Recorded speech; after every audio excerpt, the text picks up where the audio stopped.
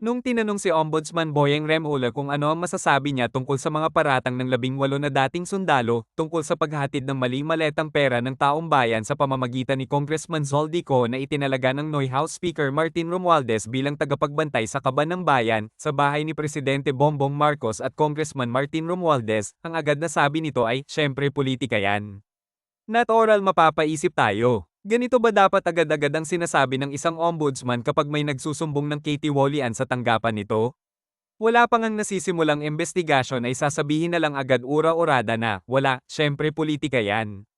Hindi ba dapat ay kapag tayo ay nagsusumbong ng isang isyu ng katiwalian sa ombudsman ay dapat ang unang ginagawa ng ombudsman ay magbuo ng team na mag-e-imbestiga sa naturang sumbong? Bakit itong si Ombudsman Remulla ay nag-jump into conclusion agad? Nagbabuo pa nga lang ng team ang NBI na mag-e-imbestiga ay tila may verdict na agad ito na para bang kahit ano ang lumabas dyan sa investigasyon na yan ay nakaprogram na sa isip niya na politika lang yan. Ganyan ba dapat ang isang ombudsman? Na politika ang unang iniisip bago ang kanyang trabaho bilang ombudsman. Ganyan na ba ang hustisya sa Pilipinas? Na kahit sangkatutak na testigo na ang nagsasalita ay basta na lang sasabihin na wala politika lang yan? Ang nagpaparatang dito mga kababayan ay hindi lamang isang testigo, hindi dalawa, hindi tatlo, hindi apat, hindi lima, kundi sangkatutak na testigo na ang nagsabi at nagturo sa presidente at pinsan niyang dating House Speaker Martin Romualdez na siyang pinagdalhan ng mali-maletang pera ng taong bayan na naglalaman ng hindi lamang milyones kundi bilyones. Una nang lumantad at tumistigo si Congressman Zoldico na siyang inatasan noon ni House Speaker Martin Romualdez para magbantay sa kaban ng bayan.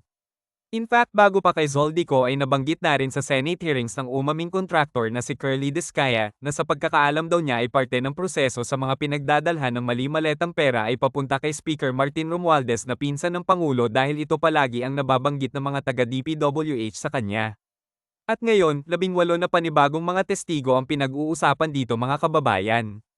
At ang mga taong ito ay hindi ordinaryong testigo na nakakita lang sa mga pangyayari, kundi ay sila mismo ang inutusan na maghakot ng mali-maletang pera na pagmamay-ari ng taong bayan papunta sa bahay ni Pangulong Marcos at Martin Romualdez.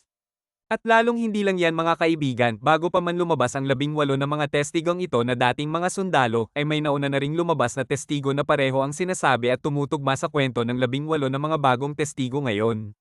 Ito ay si Orly Guteza, na dati ring sundalo at bodyguard ni Congressman Zoldico na pinagkakatiwalaan ni Martin Romualdez noon pagdating sa pera ng Pilipinas. So ano ang problema? Bakit walang nangyayari at walang mastermind na napapanagot sa malawakang nakawan na ito? Ito malamang ay dahil sa ang kasalukuyang nakaupo sa ombudsman ngayon ay itinalaga ng mismong Pangulo himself. At kahit gaano kabigat ang ebidensya at kadami ng testigo ay walang mangyayaring hustisya sa atin mga kababayan. Dahil ang nakaupong ombudsman ay alip-oras ng Pangulo at walang ibang ginawa kundi whitewash ang mga ginagawang katiwalian ng administrasyon. Sana ay maging matapang tayong lahat na panagutin ang mga nagnakaw ng halos trilyones pesos na kaban ng bayan. Ang paggamit ng katagang politika lang yan ay matagal nang naaabuso ng mga nakaupo sa gobyerno.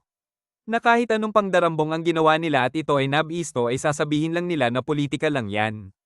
Sana maging matalino tayo sa pagtingin sa kung ano ang gawa-gawa lang at ano ang hindi. Hindi porket presidente or ombudsman ang nagsabi ay tama na agad. Minsan maging wise tayo sa pag-analisa kung ano yung tama at ano ang panlilinlang lamang. At kumampi tayo lagi sa may malakas na ebidensya at mga testigo na consistent at tumutugma sa mga pangyayari.